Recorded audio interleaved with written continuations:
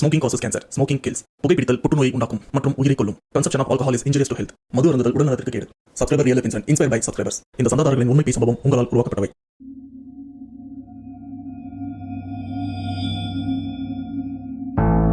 Hi வணக்கம், welcome to channel back to rewind. Subscriber real life இன்சிடென்ட்ல இன்னைக்கு நம்ம பார்க்க போற உண்மை சம்பவம்.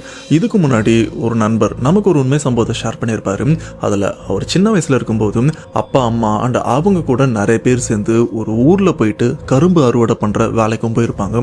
அப்ப அந்த இடத்துல நடந்த ஒரு திகில் சம்பவத்தையும் நமக்கு ஷேர் பண்ணியிருப்பாங்க. அண்ட் அந்த சம்பவத்துக்கு அப்புறம் இவங்க வேற ஒரு ஊர்ல அந்த கரும்பு அறுவடை பண்றதுக்காகவும் போயிருக்காங்க. பட் போன இடத்துல இதை விட பெரிய பயங்கர சம்பவமும் நடந்திருக்கு. அதை தான் இப்ப நம்மகிட்ட ஷேர் பண்ணிருக்காங்க. அதை பத்தி தான் இப்போ டீடைல்டா பார்க்க போறோம். அந்த இன்சிடென்ட் உள்ள போறதுக்கு முன்னாடி இந்த மாதிரி பேய் சம்பவம் உங்க லைஃப்ல நடந்திருக்கா? அப்படி நடந்ததுன்னா அதை நீங்க என்கிட்ட ஷேர் பண்ண நினைச்சீங்கன்னா டிஸ்பிளேல தெரியுற இந்த வாட்ஸ்அப் நம்பருக்கு உங்க லைஃப்ல நடந்த அந்த பேய் சம்பவத்தை ஒரு வாய்ஸ் நோட்டா எனக்கு நீங்க ஷேர் பண்ணுங்க.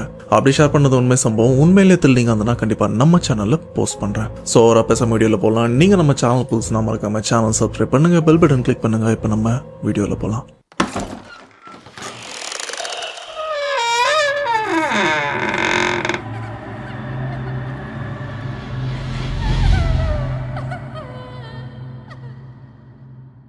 இந்த உண்மை சம்பவத்தை நமக்கு ஷேர் பண்ண சப்ஸ்கிரைபர் இவருடைய நேம் சாஸ்தா. அண்ட் இந்த பேய் சம்பவம் சாஸ்தா இவருக்கும் இவருடைய குடும்பத்தாளுங்களுக்கும் அண்ட் கூட வேலை செய்யறவங்களுக்கும் தான் இந்த பயங்கர சம்பவமும் நடந்திருக்கு. அதுவும் எப்பன்னு பாத்தீங்கன்னா சரியா 2012. அப்ப சாஸ்தா இவருடைய வயசு 12 இருந்து 14 தான் இருக்கும். அதுவும் இந்த சம்பவம் எங்க நடந்திருக்குன்னு பாத்தீங்கன்னா தமிழ்நாட்டுல இருக்கிற ராஜபாளையம் பக்கத்துல தேவதானம் அப்படின்ற ஒரு ஏரியாவும் இருக்கு. அந்த ஊருக்குள்ள இருக்கிற ஒரு பர்டிகுலர் கிராமத்துல தான், அதுவும் அங்க இருக்கிற ஒரு காட்டு பகுதியில் தான் இந்த திகில் சம்பவமும் நடந்திருக்கு. வழக்கம் போல சாஸ்தா அண்ட் அப்பா அம்மா அண்ட் அவங்க குடும்பத்தாளுங்க எல்லாருமே பாத்தீங்கன்னா இந்த தேவதானம் அப்படின்ற ஒரு ஊர் உள்ள இருக்கிற அந்த பர்டிகுலர் கிராமத்துல அந்த கரும்பை அறுவடை பண்றதுக்காக கும்பலா எல்லாருமே போறாங்க. அந்த இடத்துல டென்ட் போட்டு தங்கவும் ஆரம்பிக்கிறாங்க. சரியா 2012 இந்த சம்பவத்தை நமக்கு ஷேர் பண்ண சாஸ்தா அண்ட் அவங்க அப்பா பெரியப்பா சித்தப்பா இவங்க எல்லாருமே கரும்பு அறுவடை பண்றதுக்காக தேவதானம் 1000 காடு இதுக்கு நடுவில் இருக்கிற ஒரு பர்டிகுலர் காட்டு பகுதிக்கு தான் இவங்களும் கரும்பை அறுவடை பண்றதுக்கும் போறாங்க. கிட்டத்தட்ட 5 ஏக்கர்ல கரும்பும் விளைய வச்சிருக்காங்க. அப்படி இவங்க கரும்பை அறுவடை பண்ண போகும்போது சாஸ்தா இவருடைய அம்மா வந்தாங்கன்னு கேட்டீங்கன்னா அவங்க வீட்டுல தான் இருக்காங்க. ஸோ ஆண்கள் மட்டும்தான் இப்ப இந்த இடத்துக்கும் அறுவடை பண்றதுக்கும் வராங்க. அண்ட் இவங்க அறுவடை பண்ண போற அந்த 5 ஏக்கர் இடம் எப்படி இருக்குன்னு பாத்தீங்கன்னா 2 ஏக்கர் தனியா இருக்கும் அண்ட் 3 ஏக்கர் தனியா இருக்கும். ஸோ இந்த ரெண்டுத்துக்கும் நடுவில் பார்த்தீங்கன்னா ஒரு பெரிய இல்ல நீண்ட இடைவெளியா இருக்கும். அதுக்கு நடுவில் பார்த்தீங்கன்னா இந்த ஒத்த பனைமரம் அப்படின்றது அங்க இங்கன்னு நிறையவே இருக்கும் பார்க்கறதுக்கு. அதுவும் நைட் டைம்ல பார்க்கறதுக்கு ரொம்பவே அமானுஷமாவும் இருக்கும். இதுல இவங்க தங்கறதுக்காக அந்த 2 ஏக்கர் இடம் இருக்கிற அந்த இடத்துல ஒரு கொட்டாயம் போட்டு வச்சிருக்காங்க, ஒரு டென்ட் மாதிரி.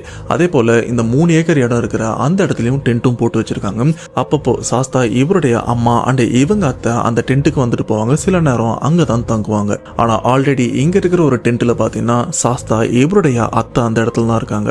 இப்படி இவங்க இந்த இடத்துக்கு வந்து 2 நாளும் ஆகுது. 2 நாள் எந்த பிரச்சனையுமே இல்ல. இப்ப இந்த இரவு நேரத்துல எல்லாருமே அந்த கரும்பு காடு இருக்கிற அந்த இடத்துல டென்ட்டும் போட்டு தங்கியிருக்காங்க. நைட்டு எல்லாருமே அங்கதான் தூங்கிட்டு இருக்காங்க. நடுராத்திரி எல்லாருமே நிம்மதியா தூங்கிட்டு இருக்காங்க. அண்ட் இவங்களுக்கு இந்த இடத்துல எந்த பிரச்சனையுமே இருக்காது அப்படின்ற ஒரு நம்பிக்கையில தான் நல்லாவும் தூங்கிட்டு இருக்காங்க. அப்படி தூங்கிட்டு இருக்கும்போது பாத்தீங்கன்னா தூரத்துல ஒரு பெண் அழுகிற சத்தமும் கேட்க ஆரம்பிக்குது. அந்த அழுகிற சத்தம் ரொம்பவே விசித்திரமாவும் அண்ட் தூங்கிட்டு இருக்கிற எல்லாருமே பயமுறுத்தி எழுப்ப வைக்கிற மாதிரியும் இருக்கு. அந்த அளவுக்கு அந்த குரல் ரொம்பவே கொடூரமாம் கோரமாவும் இருக்கு. ஆனா இங்க இருக்கிற யாருமே முதல்ல அந்த ஒரு சத்தத்தை கேட்டு எந்திரிக்கவும் இல்லை. ஆனா கண்ணை மூடிட்டு அந்த ஒரு சத்தத்துக்கு பயந்துட்டு தான் இருக்காங்க. பட் இந்த சம்பவத்தை நமக்கு ஷேர் பண்ண சாஸ்தா இவருக்கு அந்த ஒரு சத்தம் ரொம்பவே பயமா இருக்கு. ஏன்னா இவர் சின்ன பையன் அப்படின்றதுனால நைட்டு தூங்க முடியாம ரொம்பவே கஷ்டப்பட்டு இருக்காரு. அண்ட் சாஸ்தா இவருக்கு பக்கத்திலே பாத்தீங்கன்னா இவங்க கூட வேலை செய்யற ஒரு அண்ணனும் படுத்துட்டு இருக்காரு. அவரை எழுப்பி அண்ணா உங்களுக்கு அந்த குரல் கேட்குதா அப்படின்னு கேட்கும்போது பக்கத்தில் படுத்துட்டு இருக்கிற அந்த அண்ணனும் தம்பி அதெல்லாம் ஒன்றும் இல்லை கம்முன்னு தூங்கு அப்படின்னு சொல்லிட்டு சாஸ்தா இவரை தூங்கும் சொல்றாங்க. பட் இருந்தாலும் சாஸ்தா இவருக்கு பயம் அதிகமாகுது. என்ன பண்றது அப்படின்னு தெரியல. ஏன்னா கண்டினியூவா அந்த பெண் அழற அந்த ஒரு சத்தம் ரொம்பவே அதிகப்படியாகவும் கேட்க இதுக்கு நடுவில் சாஸ்தா இவருக்கு பாத்ரூமும் வருது. இப்போ நான் யாரை கூப்பிட்டு பாத்ரூம் போயிட்டு வர்றது, தனியாகவும் எனக்கு போறதுக்கு பயமா இருக்கு அப்படின்னு அந்த ஒரு பயத்திலே இவர் அந்த இடத்துல படுத்துட்டு இருக்க வேற வழி இல்லை நம்மளே போயிட்டு வந்துடலாம் அப்படின்னு எந்திரிச்சு இவரும் ஆளுங்க கண்ணுக்கு தெரியற அளவுக்கு அந்த தூரத்துல போயிட்டு பாத்ரூமும் போறாரு. ஆனா அப்பவும் அந்த ஒரு அழுகுரல் அந்த ஒரு சத்தமும் கேட்டுட்டு இருக்க சாஸ்தா இவருக்கு என்ன பண்றதுன்னு தெரியல. அப்படி சைலண்டா அந்த இடத்த விட்டு ஆளுங்கெல்லாம் படுத்துட்டு இருக்கிற இந்த இடத்துக்கு வந்துடுறாரு. பெட்ஷீட் எல்லாம் இழுத்து போத்திட்டு கண்ணை முடிக்கிறாரு. இவருக்கு தூக்கம் வரல, ஏன்னா அந்த சத்தம் இவரை ரொம்பவே தொந்தரவு பண்ணுது. ஒரு லெவலுக்கு அப்புறம் அந்த ஒரு சத்தம் ஐயோ என்னை காப்பாத்துங்களேன் என்னை காப்பாத்துங்களேன் அப்படின்னு ஏதோ ஒரு பெண் பயங்கரமா கதறாங்க. பயங்கரமா அழற சத்தம் இப்போ சாஸ்தா இவருக்கு மட்டும்தான் கேட்கிற மாதிரி இருக்கு. ஏன்னா இதுக்கு முன்னாடி எல்லாருக்குமே கேட்ட அந்த சத்தம் இப்போ யாருக்குமே கேட்காத மாதிரி ரொம்பவே சாதாரணமா படுத்துட்டு இருக்காங்க. இப்படி நைட்டு ஃபுல்லாக சாஸ்தா இவரும் தூங்க முடியாமல் பயந்துட்டும் இருக்காரு. ஏன்னா அந்த சத்தம் கண்டினியூவாக கேட்டுட்டு இருக்கு. இங்கே யாருக்காச்சும் கேட்குதா அப்படின்னு எந்திரிச்சும் பார்க்குறாரு. ஆனால் இங்கே எல்லாருமே ரொம்பவே சாதாரணமாக தூங்கிட்டும் இருக்காங்க. இதுக்கப்புறம் இந்த இடத்த விட்டு எந்திரிக்க முடியாமல் ரொம்பவே கஷ்டப்பட்டு அப்படியே இவர் அறியாமலே தூங்கிடுறாரு. இப்படி பொழுது விடியுது. பொழுது விடிஞ்சதுக்கப்புறம் எந்திரிச்ச முதல் வேலையாக டைரெக்டாக அவங்க அப்பா கிட்டேயும் போகிறாரு. அப்பா நைட்டு இது மாதிரி ஏதோ ஒரு பொம்பளை அழற சத்தம்லாம் கேட்குது, எனக்கு ரொம்பவே பயமாக இருக்கு, இன்னைக்கு நைட்டு நான் உங்க கூட வந்து படுத்துக்குவா அப்படின்னு கேட்க அந்த அப்பா அவரும் சரிப்பா என் கூட வந்து படுத்துக்கோ அப்படின்னு சொல்றாங்க. இதுல வேலை செய்யற ஆளுங்க எல்லாருமே ரெண்டா பிரிஞ்சு அந்த 2 ஏக்கர் இடம் இருக்குல்ல அந்த இடத்துல டென்ட் போட்டிருப்பாங்க. அதுல 10 பேர் தங்கியிருக்காங்க. கொஞ்சம் தள்ளி வந்தா இந்த சைட்ல 3 ஏக்கர் இடமும் இருக்கு, அந்த இடத்துல கொஞ்சம் பேர் தங்கியும் இருக்காங்க. இப்ப இதில் தான் சாஸ்தா அவரோட அப்பாவும் இருந்திருக்காரு. இப்ப அந்த இடத்துக்கு தான் நான் நைட்டு போய் தூங்க போறேன் அப்படின்னு அவங்க அப்பா கிட்ட சொல்ல அப்பாவும் ஓகே சொல்லிடுறாரு. இப்ப சாஸ்தா அந்த பகல் டைம்லயே பாத்தீங்கன்னா வேலை எல்லாமே முடிக்கிறதுக்கு அவரும் முடிஞ்ச அளவுக்கு ஹெல்ப் பண்றாரு. அந்த ஓரளவுக்கு வேலை முடிஞ்சதுக்கு அப்புறம் நைட்டு தூங்கின இடத்த விட்டுட்டு இப்போ அப்படியே இன்னொரு டென்ட் இருக்கு பாத்தீங்களா, அந்த 3 ஏக்கர் இடம், அந்த இடத்துக்கும் போறாரு. இப்போ இந்த 3 ஏக்கர் இடம் இருக்கிற இந்த இடத்துல தான் சாஸ்தா மத்த எல்லாருமே நல்லா சாப்பிட்டு தூங்கிட்டு இருக்காங்க. இது மட்டும் இல்லாம இவங்க படுத்துட்டு இருக்கிற இந்த இடத்துல இருந்து கொஞ்சம் தள்ளி ஒரு 20 அடி தள்ளி பாத்தீங்கன்னா ஒரு பெரிய கிணறும் இருக்கு. இந்த கிராம பகுதியில எல்லாம் 20-30 அடி அகலம் இருக்கிற பெரிய கிணறுலாம் இருக்கும் பாத்தீங்களா, அந்த மாதிரி கிணறு தான் இப்ப இவங்களுக்கு பக்கத்துல இருந்துட்டு இருக்கு. இப்ப எல்லாருமே நல்லா தூங்கிட்டு இருக்காங்க. அப்படி தூங்கிட்டு இருக்கிற அந்த ஒரு சமயம் அந்த இடமே அப்படி நிசத்தமான அமைதியாகவும் மாற ஆரம்பிக்குது. அப்போ அந்த இடத்துல மறுபடியும் புதுசா ஒரு அழுகுரலும் கேட்க ஆரம்பிக்குது. ஆனா இந்த சமயம் பெண்ணுடைய அழுகுரல் கேட்குது அப்படின்னு கேட்டீங்கன்னா அப்படிலாம் இல்லை. அதுக்கு அப்படியே மாறா இந்த இடத்துல ஏதோ ஒரு ஆண் பயங்கரமா அழற சத்தமும் கேட்குது. மறுபடியும் இந்த ஒரு சத்தம் சாஸ்தா இவருக்கு மட்டும்தான் கேட்குது. இவரும் தூக்கத்திலிருந்து முழிச்சு என்னது மறுபடியும் சத்தம் கேட்குது அப்படின்னு அப்படி எந்திரிச்சு உட்காந்து சுத்தி சுத்தி பாக்குறாரு. பக்கத்துல படுத்துட்டு இருக்கிற அப்பாவா இருக்கட்டும் அம்மாவா இருக்கட்டும் மற்ற எல்லாருமே நல்லா தான் தூங்கிட்டு இருக்காங்க. ஆனா யாருக்கும் அந்த ஒரு சத்தம் கேட்ட மாதிரி இல்ல. சாஸ்தா இவருக்கு மட்டும்தான் அந்த ஒரு சத்தம் தெளிவாகவும் கேட்குது. சரி எங்க இருந்து இந்த சத்தம் வருது அப்படின்னா அப்படி இப்படின்னு சுத்தி பார்க்கும்போது ஃபர்ஸ்ட் அந்த கிணத்துக்கிட்ட இருந்து வந்த மாதிரி இருந்தது. ஆனா அதுக்கப்புறம் பாத்தீங்கன்னா இவங்க இருக்கிற இடத்துல இருந்து கொஞ்சம் தள்ளி இந்த ஒத்த பணம் மரம்லாம் இருக்கும்னு சொல்லியிருப்பான்ல அந்த இடத்துல இருந்து தான் இப்ப அந்த அழுகுரலும் கேட்க ஆரம்பிக்குது. அதுவும் அந்த மரத்துக்கு மேல இருந்து. அது சாஸ்தா பக்கத்துல இருக்கிற அப்பாவை எழுப்ப முயற்சி பண்றாரு. ஆனா எல்லாருமே அசதியில தூங்குறதுனால யாரையுமே தொந்தரவு பண்ண வேண்டாம் அப்படின்னு இவரும் அந்த சத்தத்தை தாங்க முடியாம அப்படியே நைட்டு ஃபுல்லா தவிச்சிட்டும் இருக்காரு. இப்படி அந்த ஒரு விஷயம் ஒரு நாள் 2 நாள் இல்ல, கிட்டத்தட்ட இந்த சம்பவம் தொடர்ந்து ஒரு 4-5 நாள் நடந்துட்டும் இருக்கு. நைட்டு சத்தம் கேட்குது. ஆனா இவருக்கு மட்டும் கேட்குதா இல்ல எல்லாருக்குமே கேட்டு கேட்காம தூங்குறாங்களா அப்படின்னு இவருக்கும் ஒன்னும் புரியல. இப்படி அந்த நாட்களும் போகுது. ஆனா இவங்களும் உங்க வேலையை பார்த்துட்டு இருக்கும்போது இவங்க வேலை செய்யற அந்த இடத்துல பாத்தீங்கன்னா அங்க இருக்கிற ஊர் மக்கள்ல ஒரு சில பேர் அவங்க வளர்க்குற மாடுகளை இந்த இடத்துல கட்டுறாங்க, மாடையும் மேய விடுறாங்க. இது ஒரு பிரச்சனை அப்படின்னு கேட்டீங்கன்னா இது பிரச்சனையே கிடையாது. அந்த சமயம் சாஸ்தா அங்க இருக்கிற ஒரு சில மாடுகள்லாம் பார்க்கும்போது அதுல ஒரு மாடு மட்டும் ரொம்பவே சோர்வா இருக்கும். சொல்ல போனா அந்த மாடு மட்டும் அதோட இறுதி நாட்களை எண்ணிட்டு இருக்கு அப்படின்னு அவருக்கும் அதுக்கப்புறம் தான் தெரியுது. ஸோ இந்த ஒரு விஷயத்த சாஸ்தா அவங்க அப்பா கிட்டயும் சொல்றாரு. அப்பா இது போல நம்ம வேலை செய்யற நிலத்துல மாடுலாம் கட்டியிருக்காங்க, அதுல ஒரு மாடு மட்டும் இப்பவோ அப்போ ஒன்று இருக்கு, எப்ப வேணாலும் இறந்து போகலாம் அப்படின்னு சொல்லும்போது அப்பா இவரும் யோசிக்கிறாரு, ஓ அந்த மாடு இறக்க போதா அப்படின்னு. இப்ப சாஸ்தா அவங்க அப்பா அண்ட் அவருக்கு ஒரு தம்பியும் இருக்காங்க. இவங்க 2 பேருமே டிஸ்கஸ் பண்ணவும் ஆரம்பிக்கிறாங்க. அது என்னன்னு பாத்தீங்கன்னா இப்ப அந்த மாடு எப்படி இருந்தாலும் இறக்க தான் போகுது, அதை அடிமாட்டு ரேட்டுக்கு வாங்கி அதை சாகிறதுக்கு முன்னாடி அதை நாம கருணை கொலை பண்ணி அதை நாம இங்க இருக்கிற எல்லாருமே சாப்பிட்டா என்ன. ஆனா அந்த மாடுன்னு சொல்ற அளவுக்கு அது பெருசெல்லாம் இல்லை, ரொம்பவே சின்னதா தான் இருக்கு. அதோட எடை எப்படியா இருந்தாலும் ஒரு 30-40 கிலோக்குள்ள தான் இருக்கும். ஸோ இதை கரெக்டா ஒரு ரேட்டு பேசி வாங்கிடலாம் அப்படின்னு அந்த மாட்டோட உரிமையாளர் ஓனர் கிட்டும் போய் பேசுறாங்க. ஆனா அந்த ஓனரும் ஒரு ரேட்டை சொல்றாங்க. இல்ல அந்த ரேட்டெல்லாம் கட்டுப்படி ஆகாது, எப்படியா இருந்தாலும் இந்த மாடு இன்னும் கொஞ்ச நாள்ல இறக்கத்தானே போகுது அப்படின்னு சொல்லும்போது அந்த ஓனரும் பாத்தீங்கன்னா அந்த மாட்டை அடிமாடு ரேட்டுக்கு வித்துடுறாங்க. வித்ததுக்கு அப்புறம் சாஸ்தாவுடைய அப்பா சித்தப்பா இவங்க எல்லாருமே அந்த மாட்டை தனியா எடுத்துட்டு போயிட்டு அந்த மாட்டை கருணை கொலை பண்ணி அண்ட் அதோட கறியெல்லாம் வெட்டி அதை சமைக்கிறதுக்கான ஏற்பாடும் பண்ணிட்டு இருக்காங்க. தேவையான அளவு மட்டும்தான் இப்போ சமைச்சிட்டும் இருக்காங்க. அதுக்கேற்ற மாதிரி அன்னைக்கு நைட்டு அங்கே வேலை செய்கிற 20 பேருக்கும் அந்த மாட்டுக்கறியை சமைச்சும் கொடுக்குறாங்க. ஆனால் சமைச்சது போக இன்னும் மிச்சம் அந்த மாட்டுக்கறி ரொம்பவே அதிகமாக இருக்குது. ஏன்னா இங்கே வேலை செய்கிறவங்க கிட்டத்தட்ட ஒரு 15லேருந்து 20 பேருக்குள்ளே தான் இருக்காங்க. இவங்க அந்த மாடு கிட்ட இருந்து வெட்டி எடுத்தது மட்டுமே கிட்டத்தட்ட கறி மட்டுமே பார்த்தீங்கன்னா 30லேருந்து 35 கிலோ இருக்கு. இதனால இதை சீக்கிரம் தீர்த்துடலாம் அப்படின்னு இவங்களும் டெய்லி கறி சாப்பாடு தான் செஞ்சுட்டு இருக்காங்க. ஆனால் ஒரு லெவலுக்கு அப்புறம் அந்த கறியும் மீந்ததுனால சாஸ்தா இவங்க அத்தை என்ன பண்றாங்கன்னா, சரி இந்த கறியை நம்ம வேஸ்ட் பண்ணக்கூடாது, இதை நம்ம உப்பு கண்டத்துக்கு ரெடி பண்ணிடலாம் அப்படின்னு உப்புல ஊற போட்டு அந்த உப்பு கண்டத்துக்கான விஷயத்தை ரெடி பண்ணி அதை ஒரு சின்ன ட்ரம்ல போட்டு எடுத்து ஓரமா வச்சிடுறாங்க. ஆனா இப்படி இந்த மாட்டுக்கறியை இந்த இடத்துல சேமிச்சு வச்சதுக்கு அப்புறம் தான் பிரச்சனை இன்னும் அதிகமாகுது. ஏன்னா அன்னைக்கு அந்த உப்பு கண்டத்துக்காக அந்த கறியை எடுத்து பதப்படுத்தி வச்சதுக்கு அப்புறம் அன்னைக்கு நைட்டு சாஸ்தா அவங்க அத்தை கூட தான், அதாவது இந்த இடத்துல ஃபர்ஸ்ட் ஒரு டென்ட்ல தூங்கிருப்பார்ல அந்த இடத்துல தான் தூங்கிட்டு இருக்காரு. அப்படி தூங்கிட்டு இருக்கும்போது பாத்தீங்கன்னா எக்ஸாக்டா அந்த உப்பு கண்டம் இவங்க டென்ட்டுக்குள்ள தான் இருக்கு. மற்ற எல்லாருமே டென்ட்டுக்கு வெளியில் தான் தூங்கிட்டு இருக்காங்க. அந்த டென்ட்டுக்குள்ள இருந்து ஒரு பெண் அழற சத்தமும் கேட்க ஆரம்பிக்குது. இதை ஃபர்ஸ்ட் சாஸ்தா இவர் தான் நோட் பண்றாரு. அண்ட் இப்ப இவர் யோசிக்கிற விஷயம், இதுக்கு முன்னாடி இந்த பெண் அழுகிற இந்த ஒரு சத்தம் ரொம்ப தூரத்தில் தான் கேட்டுது, ஆனா இப்ப என்ன நம்ம டென்ட்டுக்குள்ள இருந்து கேக்குது அப்படின்னு இவருக்கும் ஒன்றும் புரியல. அப்படி யோசிச்சுட்டு இருக்கிற அந்த ஒரு சமயம் பார்த்தீங்கன்னா இதுக்கு நடுவில் அப்பா கூட இன்னொரு டென்ட்ல தூங்கியிருப்பார்ல அந்த இடத்துல ஒரு ஆணுடைய அழுகுரல் அந்த பனைமரம் கிட்ட கேட்டிருக்கோம்ல, இப்ப சேம் அதே இடத்துல அந்த ஆணுடைய அழுகுரலும் கேட்க ஆரம்பிக்குது. அந்த இரவுல பார்த்தீங்கன்னா 2 குரலும், இந்த இடத்துல இருந்து இந்த பெண் அழற சத்தமும் இந்த இடத்துல இருந்து இந்த ஆண் அழுகிற சத்தமும் ரொம்பவே கோரமா இவங்களை பயமுறுத்துற மாதிரியும் கேட்க இங்க இருக்கிற எல்லாருக்குமே ஒன்றும் புரியல, இது என்னடா இப்படி சத்தம் கேட்குது அப்படின்னு. ஆனா இப்ப வரைக்கும் சாஸ்தா இவருக்கு மட்டும்தான் இந்த அழுகுரல் சத்தம் கேக்குதோ அப்படின்னு நினைச்சு இவரும் பயத்துல இருக்க. அப்போ சாஸ்தா இவருக்கு பக்கத்துல படுத்துட்டு இருக்கிற ஒரு அண்ணன் அவர் லைட்டா சாஸ்தா இவர் பக்கத்துல வந்து பயத்துல இவரையும் பிடிச்சுக்கிறாரு. அப்பதான் சாஸ்தா இவருக்கும் புரியுது இந்த சத்தம் எனக்கு மட்டும் கேட்கல, இங்க இருக்கிற எல்லாருக்குமே கேக்குது அப்படின்னு. ஏன்னா அதுக்கேத்த மாதிரி அந்த அண்ணனும், தம்பி உனக்கு அந்த சத்தம் கேக்குதாடா, எனக்கு பயமா இருக்குடா, ஏதோ ஒண்ணு இந்த இடத்துல வந்துருச்சு அப்படின்னு அவரும் சொல்ல, அப்பதான் சாஸ்தாவும் சொல்றாரு, அண்ணன் இந்த சத்தம் இதுக்கு முன்னாடி ஒரு நாள் எனக்கு கேட்டது, நான் கூட உங்களை நைட் எழுப்பணும் பார்த்தீங்களா, நீங்க கூட எதுவுமே இல்லைன்னு சொன்னீங்களே, அப்பவும் இந்த ஒரு சத்தம் கேட்டது, அங்க ஒரு ஆளோட அழுகுற சத்தம் கேட்குது பார்த்தீங்களா, நடுவில் அப்பா கூட நான் போய் படுத்துட்டு இருந்தேன், அப்பவும் அந்த இடத்துல அந்த ஒத்த பனைமரம் இருக்குல்ல அந்த இடத்துல தான் அந்த அழுகுற சத்தமும் கேட்குது அப்படின்னு சொல்ல, இப்போ அந்த அண்ணன் இன்னும் பயப்படுறாரு, தம்பி நம்ம ஏதோ இடத்துல வந்து மாட்டிக்கிட்டோம்னா எனக்கு ரொம்பவே பயமா இருக்கு அப்படின்னு அவரும் பயத்துல சாஸ்தா அவருடைய கையை டைட்டா இறுக்கமா பிடிச்சிக்கிறாரு. இந்த சமயம் சாஸ்தா இவருடைய அப்பாவும் கூட தான் படுத்துட்டு இருக்காரு. அந்த அப்பாவோட தம்பியும் இந்த இடத்துல தான் படுத்துருக்காரு. அவருக்கும் இந்த ஒரு சத்தம் கேட்டு அந்த அப்பா தம்பி கூட இருக்கிற ஒரு சில பேர் ஒரு 5 பேர் அந்த இடத்துல எந்திரிச்சு, டேய் என்ன இது இந்த இடத்துல யாரோ அழற சத்தம் கேட்குது அப்படின்னு அவங்களுக்கு அப்பதான் கேட்குது போல இருக்கு, அவங்களும் யாரா இருக்கும் அப்படின்னு அந்த இடத்த சுத்தி முத்தி பார்க்கும்போது இதுல இன்னொரு டென்ட் கிட்ட ஒரு பெரிய கிணறு இருக்கும்னு சொன்ன பார்த்தீங்களா, அந்த கிணத்துக்கு பக்கத்திலேயே ஒரு ஓடையும் இருக்கும். அந்த ஓடை கிட்ட தான் அந்த சாகர தருவாயில இருக்கிற அந்த மாட்டை வெட்டி இவங்களும் கறியா எடுத்திருப்பாங்க.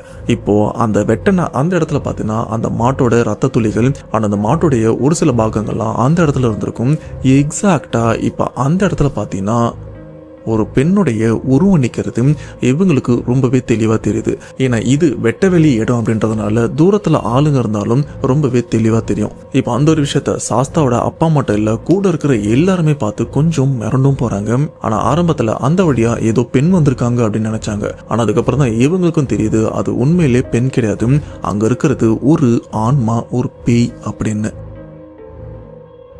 அப்போ இந்த கும்பலில் இருக்கிற ஒருத்தர் எதர்ச்சியா அப்படி சுற்றி முற்றி பார்த்துட்டு இருக்கும்போது அந்த இடத்துல ஒத்த பனை மரம்லாம் இருக்குன்னு சொன்னோம் பார்த்தீங்களா, அதில் ஒரு மரத்துக்கிட்ட இருந்து ரொம்பவே உயரமான உருவம், சொல்லப்போனால் ஒரு 6 அடியிலிருந்து 7 அடி இருக்கிற ஒரு உருவமும் இவங்களை நோக்கி நடந்து வரவும் ஆரம்பிக்குது. இந்த ஒரு விஷயத்த சாதாரணமாக பார்த்தா அவரும் யாராவது இவ்வளோ வசதியாக ஒரு ஆள் வரா அப்படின்னு அவரும் பயத்தில் கத்த, அப்படி கத்தினதுக்கப்புறம் இங்கே இருக்கிற எல்லாருமே பார்க்குறாங்க அந்த பனைமரம் கிட்ட வர அந்த உருவத்தை பார்த்து எல்லாருமே பயங்கர மிரண்டும் போறாங்க. ஏன்னா இது எல்லாமே பார்த்தீங்கன்னா அந்த நடுராத்திரி நடக்கிற திகில் சம்பவம். ஆனா சாஸ்தா அவங்க அப்பா என்ன சொல்றாருன்னா, எப்பா அது ஏதாச்சும் ஆளா இருக்க போறாங்க, நம்ம கிட்ட ஏதோ கேட்க வராங்க போல இருக்கு அப்படின்னு நினைச்சு இவங்களும் அந்த நபருடைய வருகைக்காக அப்படியே காத்துட்டு இருக்காங்க. ஆனா அந்த நபர் கொஞ்சம் கொஞ்சமா கிட்ட வரதையும் அவர் நடக்கிற அந்த ஒரு தோரணையும் பார்க்கும்போது அவருக்கும் புரிஞ்சிருது, டேய் உண்மையிலே அது மனுஷன் கிடையாது, டேய் பசங்களா நீங்கள் எந்திரிச்சு உள்ளே போய் தூங்குங்க அப்படின்னு சாஸ்தா அவர் எழுப்பி அந்த டென்ட்டுக்குள்ளே அவங்க அத்தையும் இருக்காங்க, அவங்க கூட போயிட்டு தூங்க சொல்லி அவரையும் உள்ளே அனுப்பிடுறாங்க. ஆனால் சாஸ்தா இவரும் நான் உள்ளே போக மாட்டேன் அப்படின்னு முரண்டு பிடிக்க 2 திட்டு திட்டினதுக்கப்புறம் சாஸ்தா அவரும் அப்படியே பொட்டு பாம்பு மாதிரி அடங்கி சைலண்டாக உள்ளேயும் போயிடுறாரு. இப்போ வெளியில் ஆண்கள் இவங்க மட்டும்தான் இருக்காங்க வர பிரச்சனையை எதிர்கொள்றதுக்காக. அப்போ அந்த சமயம் பார்த்தீங்கன்னா தூரத்தில் அந்த ஓடை கிட்ட ஒரு பெண்ணுடைய உருவத்தை பார்த்துருப்பாங்கல்ல, அண்ட் அந்த உருவம் அங்கேருந்து அப்படியே தாவி தாவி ரொம்பவே ஹைட்டாக தாவி தாவி அந்த இடத்துல மாடுகள்லாம் கட்டி வச்சிருப்பாங்கல்ல அந்த இடத்துக்கும் தாவி போயிட்டும் இருக்கு. அப்படி தாவி போகும்போது பார்த்தீங்கன்னா எனக்கு பசிக்குது, என்னை கொடுங்களேன், என்னை காப்பாத்துங்க, ஐயோ ஐயோ அப்படின்னு ஒரு மாதிரி கோரமாக அந்த நடுராத்திரி கத்தும்போது கண்டிப்பாக நமக்குள்ள ஒரு பயம் கிரியேட் ஆகும். அதே தான் இங்கே இருக்கிற இவங்களுக்கும் கிரியேட் ஆகுது. இப்படி ஒரு சைடில் அந்த ஒரு விஷயம் நடக்க, இன்னொரு சைடில் பார்த்தீங்கன்னா அந்த ஆணுடைய உருவம் 6லேருந்து 7 அடி உயரம் இருக்கும் பார்த்தீங்களா, அந்த உருவமும் இவங்க நோக்கி பொறுமையாக நடந்து வரவும் ஆரம்பிக்குது ஒரு மாதிரி கோரமான சத்தத்தோட. இங்கே இருக்கிற இவங்களுக்கும் என்ன பண்ணுறதுன்னு தெரியல, எங்கே போகிறது அப்படின்னு தெரியல. ஏன்னா இது எல்லாமே வெட்ட வெளி. இவங்க 2 இடத்துல மட்டும்தான் டென்ட் போட்டு வச்சிருக்காங்க. ஆனால் ஒரு சைடில் பிரச்சனை இருக்கான்னு கேட்டிங்கன்னா இல்லை. இப்போ இவங்க இருக்கிற இன்னொரு டென்ட்டில் தான் இந்த பிரச்சனை. அந்த ஆன்மாக்கள்லாம் இங்கே நோக்கியும் வர ஆரம்பிக்குது. ஏன்னா அங்கே தானே அந்த மாட்டு இறைச்சியை வந்து பதப்படுத்தி வச்சிருக்காங்க உப்பு கண்டம் போடுறதுக்காக. இந்த சூழ்நிலையில் அங்கே மாடுலாம் கட்டி வச்சா அந்த இடத்துல அந்த பெண்ணுடைய உருவம் ஒருத்தருக்கு பார்த்தீங்களா, ஐயோ எனக்கு பசிக்குது, என்னை காப்பாத்துங்க அப்படின்னு ஒரு மாதிரி கத்திட்டு இருந்தா அந்த பெண்ணுடைய உருவம் இப்போ அங்கேருந்து இவங்களை பார்த்தா மாதிரி நடந்து வரவும் ஆரம்பிக்குது. இப்போ 2 உருவமும் இவங்களை நோக்கி தான் நடந்து வரும்போது சாஸ்தாப்பா இவருக்கும் இந்த பிரச்சனைலேருந்து நாம் எப்படி வெளில வர போகிறோம்னு தெரியல, யாருமே இப்போதைக்கு வெளியில் இருக்காதீங்க, எல்லாருமே இந்த டென்ட்டுக்குள்ளே போயிருங்க அப்படின்னு இவங்க தற்காலிகமாக கட்டி வச்ச அந்த டென்ட்டுக்குள்ளேயும் போகிறாங்க. அந்த டென்ட்டுன்னு சொல்லும்போது ரொம்ப சின்னதாலாம் இருக்காது, இவங்க எல்லாருமே தங்குற அளவுக்கு தான் பெருசாக கட்டி வச்சிருப்பாங்க. இப்போது அந்த கூடாரத்துள்ள போனதுக்கப்புறம் அந்த கூடாரத்தோட கதவை சாத்தி தாப்பால் போட்டுறாங்க. அப்படி தாப்பால் போட்டதுக்கப்புறம் அந்த இடமே அப்படி நிசத்தமான ஒரு அமைதியாகுது.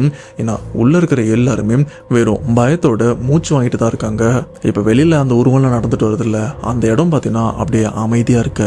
ஆனால் அந்த உருவம் கொஞ்சம் கொஞ்சமாக இவங்களை நடந்து நோக்கி வர அந்த ஒரு சத்தம் இவங்களுக்கு தெளிவாகவும் கேட்க ஆரம்பிக்குது. ஒரு லெவலுக்கு அப்புறம் அந்த நடக்கிற சத்தம் எதுவுமே இல்லாமல் ரொம்பவே அமைதியாக இருக்கு. இவங்களும் அந்த கூடாரத்துக்குள்ள இருந்து அப்படியே மூச்சு விடுறது கூட பயந்துட்டு இருக்காங்க. ஏன்னா சத்தம் கேட்டு வெளியில் இருக்கிறது உள்ள வந்துருமோ அப்படின்னு அந்த அளவுக்கு ஒரு பயத்தோட இருக்கும்போது இப்போ வெளியில் நடக்கிற அந்த ஒரு சத்தம் அப்படியே சைலண்டாக இருக்கு. இவங்களும் கொஞ்சம் பொறுமையாக வெயிட் பண்ணுறாங்க, ஒரு வேளை அந்த உருவம் 2ம் போயிருக்குமோ அப்படின்னு. அப்படி யோசிக்கும் போது பார்த்தீங்கன்னா திடீர்னு இந்த கூடாரத்தோட கதவை டமன்னு வெளியில் இருக்கிற அந்த 2 உருவமும் தட்டவும் ஆரம்பிக்குது. தட்டினது மட்டும் இல்லாமல் எனக்கு பசிக்குது, ஐயோ என்னை காப்பாத்துங்க, பசிக்குது அப்படின்னு 2மே மாறி மாறி இந்த கதவை பயங்கரமாக தட்டும்போது உள்ள இருக்கிறவங்களோட பயம் எந்த அளவுக்கு அதிகரிக்கும். ஆனால் அந்த உருவம் அந்த கதவெல்லாம் உடைச்சிட்டு உள்ளெல்லாம் வரல, வெளியிலேருந்து தான் அந்த கதவையும் தட்டிட்டு இருக்க. இவங்களுக்கும் என்ன பண்ணுறதுன்னு தெரியல.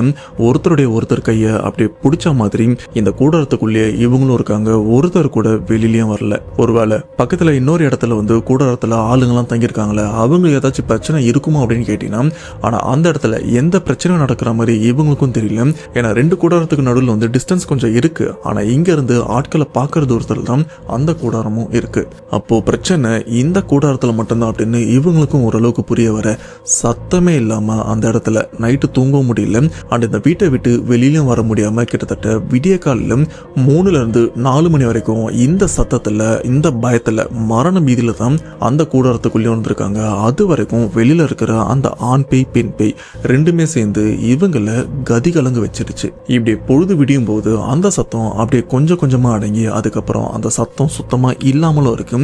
அதுக்கப்புறம் தான் இவங்களுக்கும் புரியுது பொழுது விடிஞ்சிருச்சு அப்படின்னு. ஆனால் இவங்க எல்லாருமே அந்த கூடாரத்தை விட்டு ஒரு பயத்தோட தான் வெளியிலையும் வராங்க. வெளியில் வந்ததுக்கு அப்புறம் விடிஞ்சிருச்சுன்னு தெரிஞ்சதுக்கு அப்புறம் இவங்களுக்கு அந்த ஒரு பயம் அடங்கி கொஞ்சம் நார்மலாகிறாங்க. ஆனால் இப்போ வரைக்கும் அந்த நிலத்தோட உரிமையாளர்னு ஒருத்தர் இருக்கார்ல, அவர்கிட்ட இங்கே நடக்கிற விஷயத்தை பற்றி எதுவுமே கம்ப்ளைண்ட் அப்படின்னு சொல்லவும் இல்லை. அந்த பொழுது விடிஞ்சதுக்கு அப்புறம் சாஸ்தா இவருடைய அத்தை ஒரு விஷயமும் சொல்றாங்க, தம்பி நைட் நடந்த விஷயம்லாம் ஒன்றும் இல்லைப்பா, ஏன்னா இப்போ நம்ம சமீபமாக ஒரு மாட்டை வெட்டி அதை இறைச்சியாக சாப்பிட்டு இருந்தோம், இருக்கும்ல, அதோட கழிவுகள் ரத்தமா இருக்கட்டும் மற்ற எல்லா விஷயமும் இங்கங்கன்னு சதறி இருக்கு. இது மட்டும் இல்லாம நம்ம சாப்பிட போக மற்ற கறியை இப்போ உப்பு கண்டதுக்காக ரெடி பண்ணி வச்சிருக்கோம். அந்த ரத்த வாடைக்கு தான் அந்த ஆன்மாவும் இந்த இடத்துக்கு வந்திருக்கு. மற்றபடி வேற ஒன்றும் இல்லை, எல்லாமே சரியாயிரும். முடிஞ்ச வரைக்கும் இந்த கறியை சீக்கிரம் சாப்பிட்டு காலி பண்ணிடலாம் அப்படின்னு அத்தை இவங்களும் சொல்ல, அண்ட் அன்னைக்கும் பதப்படுத்தி வச்ச அந்த கறியிலிருந்து எடுத்து சமைக்கவும் ஆரம்பிக்கிறாங்க. பட் இருந்தாலும் அந்த கறி காலியாச்சான்னு கேட்டீங்கன்னா இல்லை, இன்னமும் இருக்கு. இப்படி வழக்கம் போல அன்னைக்கும் வேலையை முடிக்கிறாங்க. வேலையை முடிச்சுட்டு எல்லாருமே டென்ட்ல கூடாரத்தில் வந்து தூங்கவும் ஆரம்பிக்கிறாங்க. சாஸ்தா இவரும் ஒரு கூடாரத்தில் தூங்கிட்டு இருக்காங்க. சாஸ்தா தூங்கிட்டு இருக்கிற அந்த கூடாரத்தில் ஒரு நபர், அவருக்கு நடு ராத்திரி பாத்ரூம் வருது. ஆனால் தனியாக எந்திரிச்சு போகிறதுக்கு ரொம்பவே பயந்துருக்காரு. ஏன்னா நேற்று இந்த மாதிரி சம்பவம் நடந்ததுக்கு அப்புறம் அந்த உருவத்தை பார்த்ததுக்கு அப்புறம் தனியாக எப்படி வெளில போகிறது அப்படின்னு அவரும் யோசிக்க, சரி பக்கத்துல வந்து தூங்கிட்டு இருக்கானே அப்படின்னு அவருடைய நண்பர் ஒருத்தர் அவரும், டேய் கொஞ்சம் எந்திரா, அர்ஜென்ட்டா வெளியில போகணும் வா அப்படின்னு சொல்ல, அண்ட் அவரும் புரிஞ்சுக்கிறாரு, சரி வரேன் அப்படின்னு சொல்லிட்டு அந்த நண்பர் இவங்க 2 பேருமே எந்திரிச்சு இப்ப கூடாரத்தை விட்டு வெளியிலயும் போறாங்க. எங்க போறாங்கன்னு பாத்தீங்கன்னா இந்த இடத்துல ஒத்த பனைமரம் இருக்கும்ல, அந்த இடத்துக்கு தான் போயிட்டு இவங்க சிறுநீர் கழிக்கலாம் அப்படின்னு போறாங்க. இதுல பாத்ரூம் போனோம் அப்படின்னு வந்த நபர் அந்த இடத்துல பாத்ரூம் போயிட்டு இருக்கும்போது இங்க ஒரு சில இடத்துல ஒத்த பனைமரமும் இருக்கு.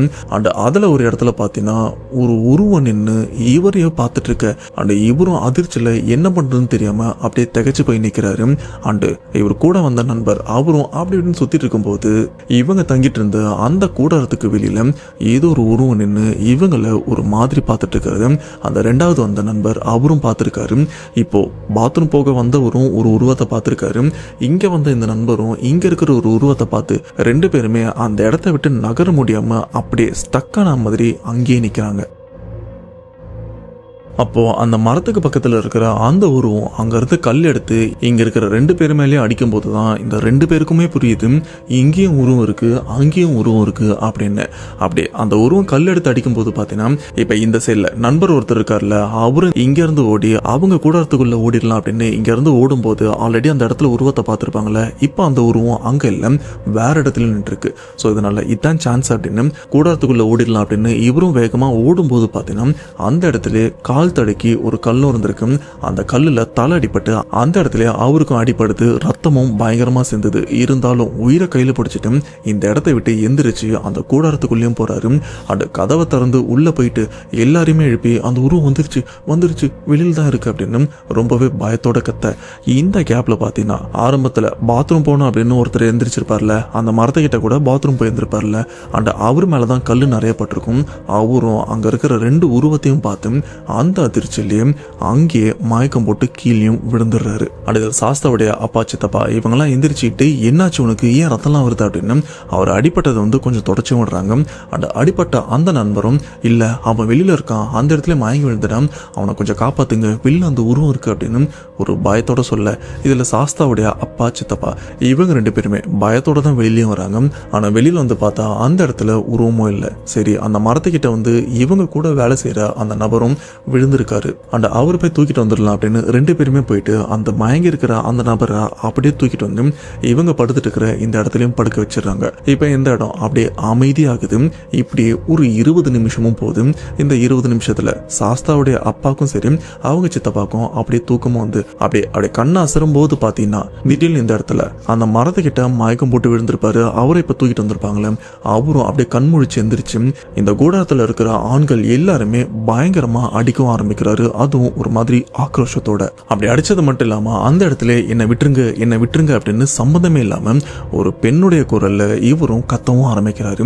இந்த பெண்ணுடைய குரலை கேட்டதுக்கு அப்புறம் இங்க இருக்கிற எல்லாருமே இவனுக்கு என்னராச்சு அப்படின்னு கொஞ்சம் பயந்தும் போக, அப்படியே அந்த கேப்லயே பாத்தீங்கன்னா திடீர்னு அந்த இடத்துல சம்பந்தமே இல்லாம ஒரு ஆணுடைய குரலும் கேக்குது. அவனை இங்க கூட்டிட்டு வா, நான் அவனை கொல்லணும், எனக்கு பசிக்குது அப்படின்னு ஒரு ஆணுடைய குரல் மட்டும் ரொம்பவே பயங்கரமா போல்டான ஒரு குரலும் கேக்குது. அப்ப அதுல பித்து பிடிச்ச மாதிரி இருக்கிற அந்த நபர் இங்க இருக்கிற எல்லாருமே கண்ணா பின்னான்னு திட்டவும் ஆரம்பிக்கிறாரு. எனக்கு பசிக்குது, எனக்கு கறி கொடு, எனக்கு பீடி கொடு, எனக்கு சாராயம் கொடு அப்படின்னு. அந்த சாஸ்தாவுடைய அப்பா என்ன இவன் இப்படி எல்லாம் பேசுறான், இவனுக்கு இந்த பீடி பிடிக்கிற பழக்கம் சாராயம் குடிக்கிற பழக்கம்லாம் கிடையாது, ஏன் இந்த மாதிரி பேசுறான்னு அவருக்கும் சுத்தமா புரியல. ஆனா ஒரு லெவலுக்கு அப்புறம் இந்த இடத்துல இப்ப பித்து பிடிச்சு கத்திட்டு இருக்காருல்ல, அவர் ஒரு மாதிரி தான் நடந்துட்டு இருக்காரு. ஆனா அந்த பெண்ணுடைய குரல் இவ்வளவு நேரம் அவர் உடம்புல இருந்து கேட்டு இருந்தது. திடீர்னு பாத்தீங்கன்னா இந்த வீட்டோட ஒரு மூலையில இருந்து அவனை இங்க வர சொல்லு, அவனை நான் கொல்லணும், அவனை முன்னாடி வர சொல்லு அப்படின்னு ஒரு பெண்ணுடைய குரல் இந்த வீட்டு இந்த கூடாரத்துல இருந்து ஒரு மூலையில இருந்தும் கேட்க, அப்படி இன்னொரு மூலையில இருந்து பாத்தீங்கன்னா அந்த முரட்டுத்தனமான ஆணுடைய குரலும் கேட்க ஆரம்பிக்குது. எனக்கு பசிக்குது, எனக்கு கொடுங்க அப்படின்னு. இப்படி இந்த ஆணுடைய குரல் பெண்ணுடைய குரல் இந்த கூடாரத்துல மாறி மாறி ஒரு இடத்துல இருந்தும் கேட்க ஆரம்பிக்குது. அதுக்கேத்த மாதிரி அந்த மயக்கம் போட்ட அந்த நபரும் பயங்கரமா ஆக்ரோஷமா நடந்துக்க ஆரம்பிக்கிறாரு. அவரை சமாளிக்கிறதுக்குள்ள போதும் ஆயிருது. இந்த கேப்ல தூங்கிட்டு இருந்த சாஸ்தா இவரும் கண்ணு முடிச்சு எந்திரிக்கிறாரு. எந்திரிச்சு பார்க்கும்போது இந்த கூடாரமே ரணகலமான விஷயம் அப்பதான் அவருக்கும் புரியுது. இதுக்கு நடுவில் சாஸ்தா இவங்க அத்தை என்ன பண்றாங்கன்னா, இவங்க இந்த இடத்துக்கு வரும்போதே பாத்தீங்கன்னா இவங்க வணங்குறதுக்காக இவங்க குலதெய்வத்தோட செட்டப்பையும் வந்து அந்த இடத்துல ரெடி பண்ணி வச்சிருப்பாங்க. ஸோ டெய்லி அந்த இடத்துல கும்பிட்டு தான் இவங்களும் இவங்க வேலையை பார்த்துருப்பாங்க. இந்த மாதிரி இவங்களை சுத்தி கெட்டதா நடக்குதுன்னு தெரிஞ்சதுக்கு அப்புறம் சாஸ்தா இவங்களுடைய அத்தை சைலண்டா இந்த வீட்டை விட்டு வெளியில வராங்க. வெளியில வந்து அவங்க குலதெய்வத்துக்கிட்ட இருந்து அந்த திருநீரை அப்படியே வாரி வந்து இப்ப இந்த இடத்துல பித்து பிடிச்சு கத்திட்டு இருக்காருல, அவரு மூஞ்சிலையும் அண்ட் அவர் சுத்தி இருக்கிற மற்ற இடத்துலயும் அப்படியே அடிக்க ஆரம்பிச்சதுக்கு அப்புறம் ஒரு மாதிரி ஆக்ரோஷமா கத்திட்டு இருக்கிற இவரும் கொஞ்சம் சாந்தமாகறாரு. அண்ட் இவங்களை சுத்தி கேட்டுட்டு இருந்த அந்த குரலும் அப்படியே அடங்கி போயிருது. இதுக்கப்புறம் அந்த இடம் ரொம்பவே சாந்தமாகுது. ஆனால் நைட்டு ஃபுல்லாக யாருமே வழக்கம் போல தூங்காமலும் வந்திருக்காங்க. அப்படி பொழுது விடிஞ்சதுக்கப்புறம் இங்கே நடக்கிற விஷயத்தை பற்றி இவங்களும் அவங்களுக்குள்ளே பேசிக்கவும் ஆரம்பிக்கிறாங்க. அப்போ இது எல்லாமே இங்கே இருக்கிற மாட்டிறைச்சியால தான் நடந்துட்டு இருக்கு அப்படின்னு இவங்களுக்கும் ஓரளவுக்கு புரிதலும் வந்துட்டு இருக்கு. அண்ட் இதுக்கு அடுத்தடுத்த நாளில் பார்த்தீங்கன்னா அந்த பிரச்சனைகள் பெருசால எதுவுமே இல்லை. ஆனால் நைட் எல்லாருமே அந்த கூடாரத்துக்குள்ளே தான் தூங்குறாங்க, யாருமே வெளியில் தூங்கலை. அப்படி தூங்கிட்டு இருக்கும்போது திடீர்னு வந்து கதவை தட்டிட்டு போகிறதும் கல் எடுத்து அந்த கதவுல அடிச்சுட்டு போகிறதும் இந்த மாதிரி நிறைய விஷயங்கள் கண்டினியூவா நடந்துட்டும் இருக்கு. இப்படி இந்த ஒரு விஷயம் ஒரு சைடு நடந்துட்டு இருக்க. அண்ட் இந்த கிராமத்தை சேர்ந்த ஒரு குடும்பத்துல கணவன் மனைவி அண்ட் அவங்களுடைய கை குழந்தை அவங்க சொந்தக்காரங்களை பாக்குறதுக்கு வேற ஒரு ஊர் போயிட்டு நைட் டைம்ல தான் இவங்க ஊருக்கும் வந்துட்டு இருக்காங்க. அப்படி வர வழி எதுன்னு பாத்தீங்கன்னா இந்த இடத்துல மாடு அறுத்திருப்பாங்கல்ல ஒரு ஓடை, அந்த வழியா தான் இவங்களும் வந்துட்டு இருக்காங்க நடுராத்திரியும்.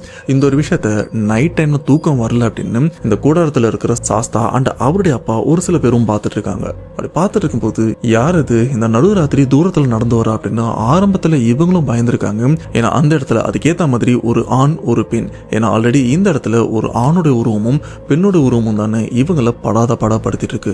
திரும்ப அது வந்துருச்சு அப்படின்னு இவங்களும் பயப்பட, பட் அங்க நடக்கிறவங்க வந்து ரொம்பவே சகஜமா ஒரு மனுஷங்க எப்படி நடப்பாங்களோ அந்த மாதிரி தான் நடந்து வரும்போது இவங்களுக்கும் புரிஞ்சிருது இது பேய் இல்ல மனுஷங்க தான் யாரோ வராங்க அப்படின்னு. அப்படி வரவங்க அந்த ஓடையெல்லாம் கடந்து அங்க இருக்கிற அந்த ஒத்த பனை மரத்துக்கிட்ட வரும்போது பாத்தீங்கன்னா அவங்க கிட்ட இருக்கிற அந்த கை குழந்தை திடீர்னு கதறி அழவும் ஆரம்பிக்குது. கூட இருக்கிற அந்த கை குழந்தையோட அம்மா அவங்களும் எதையோ பார்த்து அலறவும் ஆரம்பிக்கிறாங்க. அண்ட் அந்த சமயம் கணவன் மனைவி கூட குழந்தை இருந்தாங்களே அவங்க சொந்தக்காரங்களும் பின்னாடி நடந்து வந்துட்டு இருக்காங்க, ஒன்னதான் வந்திருக்காங்க. ஆனா பின்னாடி இருந்தவங்க வந்து பீடி பிடிச்சிட்டு வர்றதுனால குழந்தை கூட இருக்கு, ஸோ தொந்தரவு இருக்கக்கூடாது அப்படின்னு கொஞ்சம் தள்ளி பீடி பிடிச்சதுனால இப்போ அவங்களுக்கும் இவங்களுக்கும் இடைவெளி கொஞ்சம் அதிகமா இருந்திருக்கு. இதுல அந்த மனைவியும் கை குழந்தையும் ஏன் அலறாங்கன்னு பாத்தீங்கன்னா அந்த ஒத்த பனைமரம் இருக்கு பாத்தீங்களா, அந்த பனைமரமே அப்படி புடுங்கி கீழே விழற மாதிரி ஒரு மாதிரி பயங்கரமா குலுங்கிட்டும் இருக்கு. மேல இருந்து ஏதோ ஒண்ணு குலுக்கிட்டும் இருக்கு. இந்த ஒரு விஷயத்த பார்த்து இவங்களும் பயங்கரமா அலறாங்க. பின்னாடி இருந்த அந்த ரெண்டு ஆண்களும் அதெல்லாம் ஒண்ணு இல்ல, மேல ஏதோ இருக்க போது இந்த இடத்த விட்டு கிளம்பிடலாம் அப்படின்னு இவங்களும் அந்த இடத்த விட்டு கிளம்புறாங்க. கொஞ்சம் முன்னேறி வராங்க. அப்படி வரும்போது பாத்தீங்கன்னா இப்ப ரெண்டு ஆண்கள் வந்து சேர்ந்தாங்களா, அதுல ஒருத்தர் மறுபடியும் பீடி பிடிக்கலாம் அப்படின்னு பீடி எடுத்து பத்த வைக்கும் போது பாத்தீங்கன்னா திடீர்னு அவருடைய கன்னத்துல பலார்னு யாரோ அடிக்கிறாங்க. ஆனா அங்க உருவன்னு யாருமே இல்லை. அவருடைய கண்ணம் அப்படியே பழுத்தும் போயிருது. அண்டு இந்த இடத்துல இருக்கக்கூடாது கிளம்பிடலாம் அப்படின்னு அடுத்தடுத்து முன்னேறும் போது பார்த்தீங்கன்னா அவருடைய முதுகுல யாரோ மறுபடியும் பலார்னு அடிச்சு அந்த கைத்தடமும் அப்படியே இருக்கு. அதுல அந்த பீடி பிடிச்சவர் அந்த அடியில அப்படியே மயக்கம் போட்டு கீழே விடுறாரு. கூட இருக்கிற மற்றவங்களுக்கும் என்ன பண்றதுன்னு தெரியல. ஆனா அவங்க கிட்ட தண்ணிலாம் இருந்திருக்கு.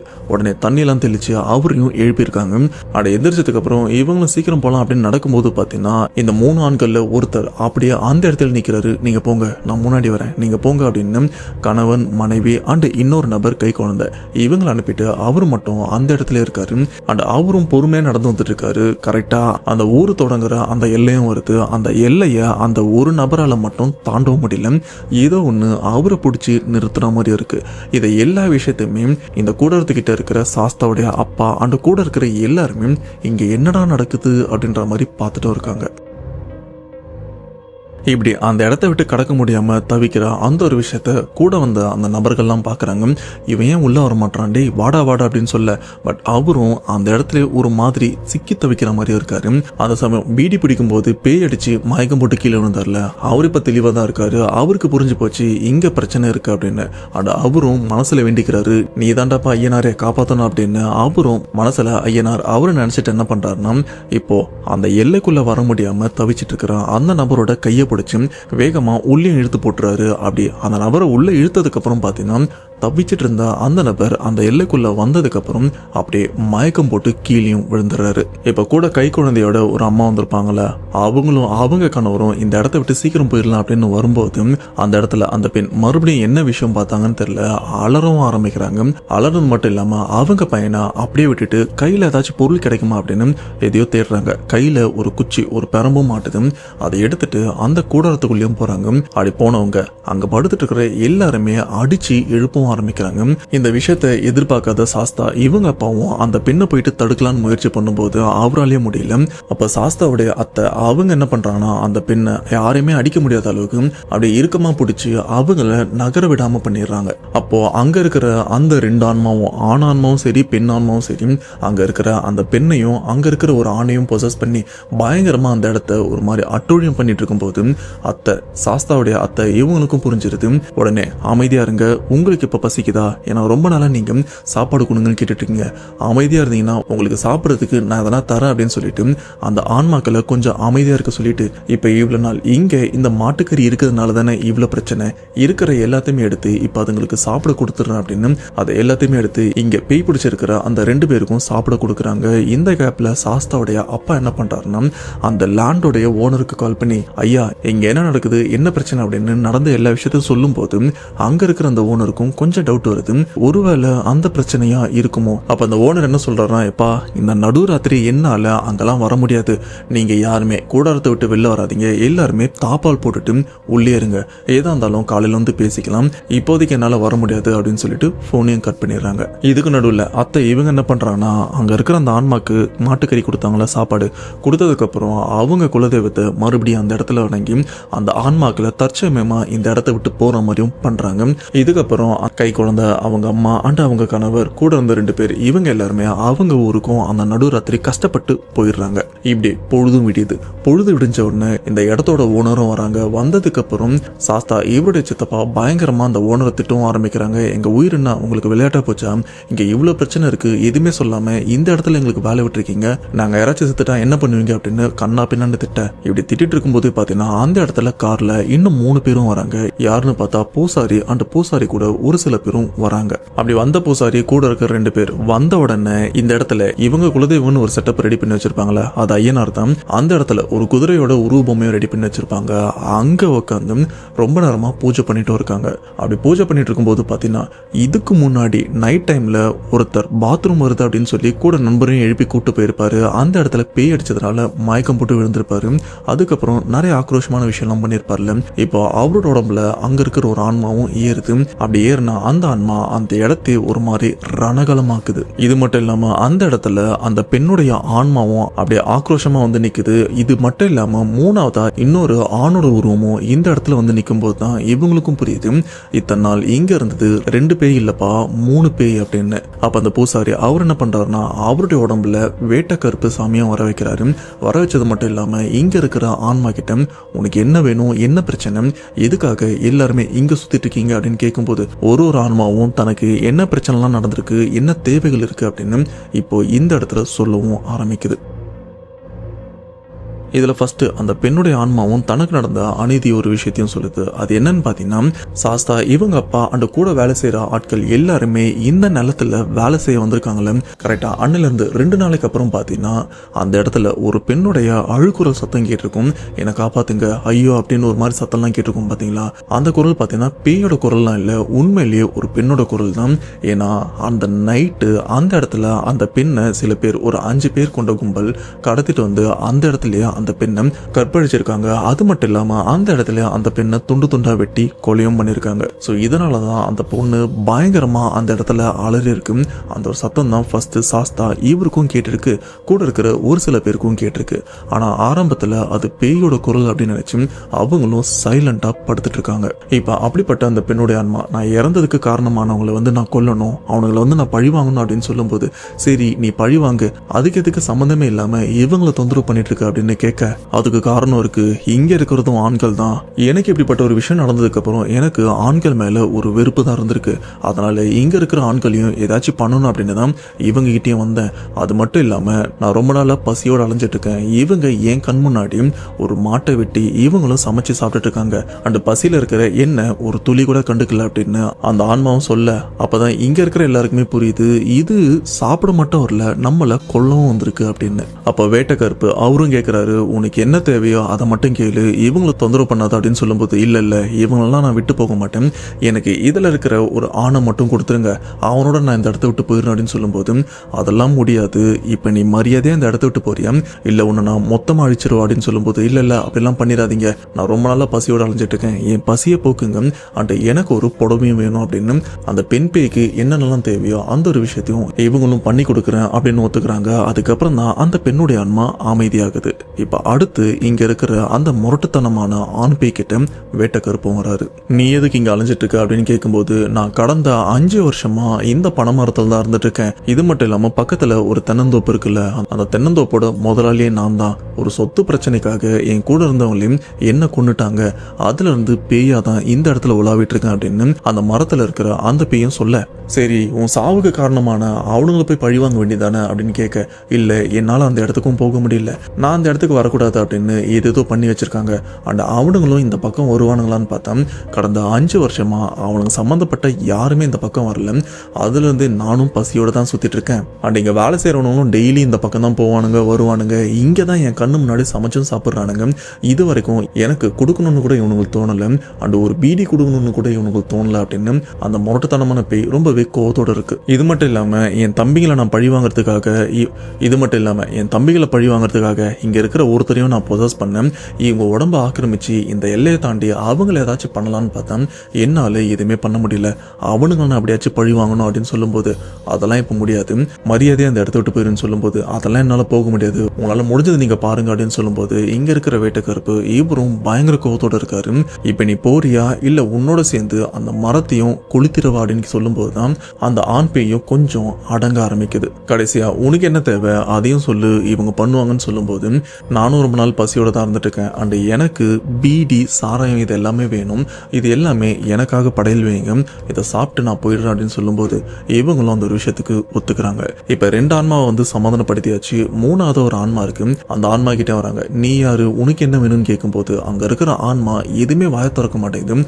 அது சொல்ற ஒரே விஷயம், நான் யாருன்னு உனக்கு தெரியும்ல, நீயே கண்டுபிடி பார்க்கலாம் அப்படின்னு சொல்ல, நீ யாருன்னு எனக்கு தெரியும், ஆனா இங்க இருக்கிற யாருக்குமே தெரியாது, உன் வாயாலேயே சொல்லு அப்படின்னு வேட்டைக்கருப்பு அவரும் அங்க இருக்கிற அந்த ஆன்மா கிட்டையும் பேச்சுவார்த்தை நடத்திட்டு இருக்காங்க. ஓ நான் யாருன்னு தெரியணுமா, நான் யாருன்னு அவங்கிட்ட கேளுங்க அப்படின்னு சொல்லும்போது, அவனா யாரு அப்படின்னு எல்லாரும் திரும்பி பார்த்தா அந்த இடத்துல இந்த 5 ஏக்கர் இடம் இருக்கு பாத்தீங்களா, அந்த ஓனரும் நிக்கிறாரு. ஆனா அந்த வார்த்தையை சொன்னதுக்கு அப்புறம் அவரும் சைலண்டா அப்படியே தலைய அப்படி தொங்க போட்டுறாரு. அதுக்கப்புறம் தான் இவங்களுக்கே தெரிய வருது, இப்ப இறந்து போன இந்த ஆன்மா வேற யாருமே இல்லை, இந்த இடத்தோட ஓனர் இருக்கார்ல அவருடைய அண்ணன் தான். பட் தம்பியால தான் இவரு அண்ணன் இறந்து போனாரான்னு கேட்டீங்கன்னா அப்படிலாம் இல்லை, அண்ணன் இவரு இந்த குடிக்கிற விஷயத்துக்கும் பெண்களுக்கும் ரொம்பவே அடிமையானவர், இதனால இருக்கிற சொத்தெல்லாம் குடிச்சு அழிக்கணும் அப்படின்னு இப்ப இந்த கரும்பு தோப்பு இருக்குல்ல, இந்த இடத்துல தான் ஒரு டென்ட் போட்டு டெய்லி இங்க தான் குடிக்கிறதா இருக்கட்டும், அந்த பெண்கள் கூட இந்த மாதிரி விஷயம் பண்றதா இருக்கட்டும், எல்லாமே இந்த இடத்துல தான் பண்ணிட்டு இருப்பாரு. அதே போல ஒரு நாள் என் தம்பியும் அவங்க மனைவியும் இங்க இருக்கிற நிலத்துல வேலை பார்த்துட்டு இருக்கும்போது, நானும் அன்னைக்கு இந்த இடத்துல தான் குடிச்சிட்டு இருந்தேன். ஆனா அன்னைக்கு நான் தெரியாதனமா அதிகமா குடிச்சிட்டேன். அப்படி குடிச்சதுனால என் தொண்டையில இருக்கிற தண்ணி எல்லாமே வத்தியும் போயிருச்சு, அண்ட் என்னால சரியா மூச்சும் விட முடியல. எனக்கு ஏதாச்சும் பிரச்சனைனா என் தம்பியோட மனைவி என்ன பார்த்துப்பாங்க அப்படின்னு நினைச்சுதான் நான் இங்க படுத்து குடிச்சிட்டு இருந்தேன். ஆனா எந்த பிரயோஜனமும் இல்லாம அந்த இடத்துல நான் இறந்து போயிட்டேன் அப்படின்னு சொல்லும்போது, தம்பி இவரு என்ன சொல்றாருன்னா, அவர் இந்த மாதிரி படுத்துட்டு இருக்காரு அப்படின்னு எங்களுக்கும் தெரியாது, வழக்கமா இங்கதான் குடிப்பாரு, இப்படி தான் படுத்துட்டு இருப்பாரு. அதே மாதிரி தான் அன்னைக்கு நாங்களும் நினச்சோம். ஆனால் ஒரு லெவலுக்கு அப்புறம் எந்த அசைவுமே இல்லாததுக்கப்புறம் நாங்களும் கிட்ட போய் பார்த்ததுக்கப்புறம் தான் எங்களுக்கே தெரிஞ்சது இவர் இறந்து போயிட்டாரு அப்படின்னு. ஸோ இது தப்பு யார் மேலேன்னு கேட்டீங்கன்னா ஆப்வியஸாக குடிகாரனான அண்ணன் இவர் மேலே தான் தப்பு இருந்திருக்கு. ஸோ தம்பி இவரால் எதுவுமே பண்ண முடியாது. அதுக்கப்புறம் அவருக்கு என்னென்ன இறுதி மரியாதைலாம் பண்ணணுமோ அதெல்லாம் பண்ணியிருக்காங்க. பட் பண்ணதுக்கப்புறம் அடுத்தடுத்து அந்த திதி கொடுக்கறது அண்ட் அவருக்கு படையல் போடுற இந்த மாதிரி ஒரு சில விஷயம்லாம் பண்ணுவாங்கல்ல, அது எதுவுமே பண்ணாமல் அப்படியே விட்டுட்டு இருக்காங்க. இதோட கோவத்தால தான் அந்த அண்ணனுடைய ஆன்மா இந்த நிலத்தையே சுற்றியும் வந்திருக்கு. சரி உனக்கு என்ன வேணும் அப்படின்னு அந்த ஆன்மா கிட்ட கேட்க, எனக்கு வேற எதுவுமே வேணாம், எனக்கு இவனோட உயிர் தான் வேணும். அன்னைக்கு இவன் ஒரு டம்ளர் தண்ணி கொடுத்துருந்தானே நான் பொழைச்சிருப்பேன். ஆனால் என் சாவுக்கு காரணம் இவன் தான் அப்படின்னு அந்த ஆன்மாவும் புரியாமல் பேசிட்டும் இருக்க. அப்போது அங்கே இருக்கிற வேட்டைக்கருப்பு அவர் என்ன சொல்கிறாருன்னா, அதுக்கும் இதுக்கும் சம்மந்தம் இல்லை, வேற ஏதாச்சும் கேளு அப்படின்னு சொல்ல, சரி இந்த இடத்துல எனக்கு ஒரு பூஜை பண்ண சொல்லுங்க. ஏன்னா நான் இறந்ததுக்கு அப்புறம் எனக்காக அவங்க எதுவுமே பண்ணல. ஒரு மனுஷன் இறந்ததுக்கு அப்புறம் அவங்களுக்கு என்னென்னலாம் பண்ணுமோ அந்த திதி கொடுக்கறது, தேவசம், படல், இந்த மாதிரி எல்லா விஷயமும் எனக்காக இந்த இடத்துல பண்ண சொல்லுங்க. அப்போதான் ஏன் ஆன்மா சாந்தி அடையும் அப்படின்னு அந்த இறந்து போன அண்ணனோட ஆன்மாவும் சொல்ல, தம்பி இவருக்கும் புரியுது அண்ணனுக்கு நாம இந்த மாதிரி விஷயம்லாம் பண்ணலையே அப்படின்னு. இது மட்டும் இல்லாம இதுக்கு முன்னாடி அண்ணனுடைய ஆன்மா வந்து தம்பி இவரை பயங்கரமா மிரட்டி இருக்கு, அவருடைய மனைவியும் பயங்கரமா மிரட்டி இருக்கு. ஏன்னா இறந்ததுக்கு அப்புறம் அவருடைய ஆன்மா என் சாவுக்கு நீ தான் காரணமா இருந்திருக்க, உன் மனைவியும் காரணமா இருந்திருக்க அப்படின்னு ரெண்டு பேருமே நிறைய டார்ச்சர் பண்ணிருக்கு. இதனால தம்பி இவர் என்ன பண்ணியிருக்காருன்னா, இவருடைய தொல்லை இருக்கக்கூடாது அப்படின்னு அவரை கட்டுப்படுத்துறதுக்காக நிறைய விஷயம்லாம் பண்ணியிருக்காங்க. அண்ட் அந்த ஒரு ரீசனால தான் தம்பி இவரும் அண்ணனுக்கு எதுவுமே பண்ணாம இருந்திருக்காரு. இப்போ விஷயம் புரிஞ்சதுக்கு அப்புறம் அவரும் நான் பண்றேன்னு ஒத்துக்கிறாரு. இதுக்கப்புறம் அந்த 3 ஆன்மாங்களுக்கும் என்னென்ன பண்ணணுமோ எல்லா விஷயத்தையுமே பண்றாங்க. அந்த 3 ஆன்மாக்கிட்டையும் வாக்கும் வாங்கிக்கிறாங்க. இதுக்கப்புறம் நீங்க இந்த இடத்துல உலவக்கூடாது, குறிப்பா அந்த பனைமரத்தை தாண்டி இந்த இடத்துல நீங்க யாருமே வரக்கூடாது அப்படின்னு அந்த ஆன்மா கிட்டையும் வாக்கு வாங்கிக்கிறாங்க. அப்ப அந்த ஆன்மா சொல்ற விஷயம், அந்த பனைமரத்துக்கிட்ட ஒரு கூடாரமும் போட்டிருக்காங்க, அந்த இடத்துல இவங்க தங்க வேண்டாம், ஏன்னா நாங்க அந்த இடத்துல தான் உலாவுவோம், இவங்களை ஒரே இடத்துல மட்டும் கூடாரம் போட்டு இருக்க சொல்லுங்க அப்படின்னு சொன்னதுக்கு அப்புறம் சாஸ்தா இவங்களுடைய அப்பா அண்ட் எல்லாருமே அந்த கூடாரத்தை கடைச்சி ஒரே இடத்துக்கும் மாத்திடுறாங்க. அதுக்கப்புறம் இவங்களுக்கும் எந்த பிரச்சனையுமே வரதில்லை. ஆனா சாஸ்தா இவரும் ஒரு விஷயத்த கண் கூட பார்த்ததுக்கு அப்புறம் இவரால் அந்த பயத்தை கண்ட்ரோல் பண்ணவும் முடியல. ஸ்டில் இப்ப வரைக்கும் அந்த பாதிப்பு இவருக்குள்ள இருந்துட்டு தான் இருக்கு. இப்போவும் சாஸ்தா அண்ட் அவங்க குடும்பம் இந்த கரும்பு வெட்டுற வேலையை தான் செஞ்சுட்டு இருக்காங்க. ஆனா இப்ப இவங்களுக்கு பிரச்சனை இருக்கான்னு கேட்டீங்கன்னா எந்த பிரச்சனையுமே இல்லை, ஹாப்பியா தான் இருந்துட்டு இருக்காங்க. ஸோ இதுதான் மக்களே சாஸ்தா இவர் ஷேர் பண்ண இந்த உண்மை சம்பவம். இவங்க குடும்பத்துக்கு மட்டும் இல்லை, இவங்களை சுற்றி இருந்த எல்லாருக்குமே நடந்த சம்பவம். என்னால் முடிஞ்ச வரைக்கும் கிளியராக எக்ஸ்பிளைன் பண்ணியிருப்பேன் அப்படின்னு நம்புறேன். ஸோ கண்டிப்பாக இந்த ஒரு சம்பவம் உங்களுக்கு பிடிச்சிருக்கும். மறக்காம இந்த சம்பவத்தை பற்றி உங்களோட வேல்யூபிளான கமெண்ட்ன்றது வந்து மறக்காம கமெண்ட் பாக்ஸில் மென்ஷன் பண்ணுங்க. அண்ட் நெக்ஸ்ட் ஒரு இன்ட்ரெஸ்டிங்கான வீடியோவில் கண்டிப்பாக நான் மீட் பண்ணுறேன். அதுவரை உங்களிடமிருந்து விடைபெறுவது உங்கள் நான். ஹாய்.